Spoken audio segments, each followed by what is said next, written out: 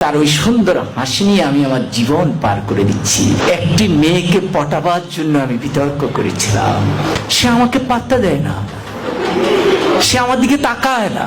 আমি তখন অষ্টম শ্রেণীতে পড়ি, শুধু তার দিকে একবার তাকাবো, কি সেই কৌশল, কিন্তু সে তাকায় না। পরে ভাবলাম বিতর্ককে আশ্রয় করি, সেখানে যদি দাঁড়ায় তাহলে মেয়েটি মনে হয় আমার দিকে তাকিয়েই থাকবে।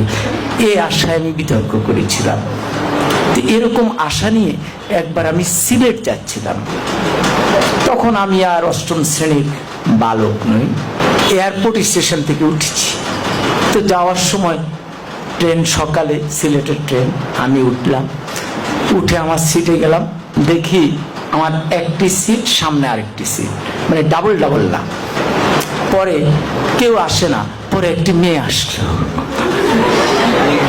এবং মেয়েটি সামনে বসার পর আমি একটু সতেজ হয়ে গেলাম, পুরুষের মন তো। পরে মেয়েটি দেখলাম সাদা গাউন পরা, আমি বুঝলাম সে সিলেট মেডিকেল। তাহলে ভাবলাম যাক, মান সম্পন্নই হয়েছে।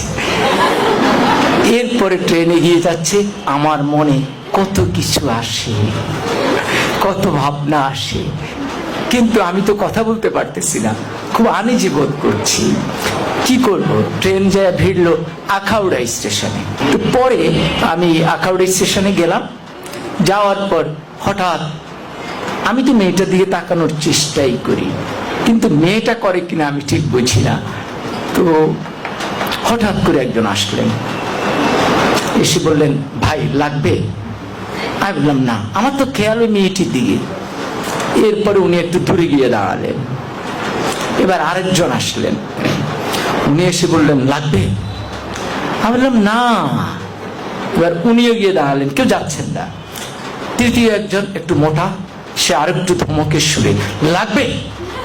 আমি বললাম না। এরপরে চতুর্থ জন আসলেন, উনি এসে বললেন, ভাই লাগবে তো? আমি বললাম না না। এখন এই যতবার লাগবে বলে মেয়েটি ততবার পলকে পলকে আমার দিকে তাকায়। এখন আমি ঠিক বুঝতেছি না কি লাগবে, কি বলে। পরে আমি একটু উত্তেজিত হয়ে চারজনকে ডাকলাম, কি সমস্যা, কি লাগবে? আপনার চারজনই আমাকে ঘিরে দাঁড়িয়েছেন আমার জানালার সামনে। তখন বলবো তো বলেন।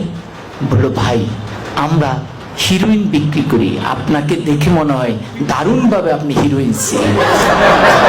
ফলে যে মেয়েটির কাছে আমি এয়ারপোর্টের সামনে নায়ক হয়ে উঠলাম, আখাউড়ায় হয়ে গেলাম হিরোইন, বাকি সময় আমি আর তার দিকে ভুলও তাকাইনি। কিন্তু মেয়েটি ওই হিরোইনসি বলার পর যে মুস্কি হাসি দিয়েছে, সে হাসিটি আজও আমি ভুলিনি। তার ওই সুন্দর হাসি নিয়ে আমি আমার জীবন পার করে দিচ্ছি।